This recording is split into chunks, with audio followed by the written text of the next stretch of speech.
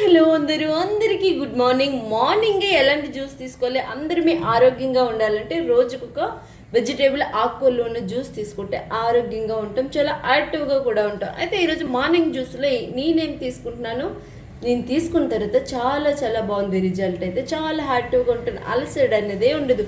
ఇక్కడ నేను ఒక కీర తీసుకుని తొక్క తీసాను, ఒక మిడిల్ పాటి క్యారెట్ కూడా తీసుకోవాలి, కొన్ని 10 పుదీనా ఆకులు, కాస్తంత కొత్తిమీర, కాస్తంత అల్లం ముక్క, ఒక 10 కరివేపాకు రెమ్మలు తీసుకోవాలి. కీర క్యారెట్ చిన్న ముక్కలుగా కట్ చేసుకోవాలి.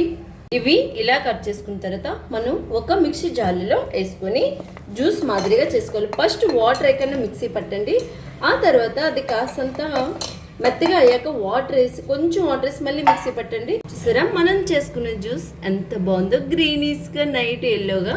మనం తీసుకునే జ్యూస్ ఒక గ్లాసులో వేసేసుకుందాం. ఇది తాగితే ఆరోగ్యానికి చాలా మంచిది. ఈ వీడియో నచ్చిందా? మీరంతా కూడా ఆరోగ్యంగా ఉండాలంటే ఇలాంటి ఆహారం తీసుకోండి. పైన కాస్తంత జీలపొడిని కూడా వేసుకుందాం, అప్పుడు చాలా ఆరోగ్యంగా ఉంటాం.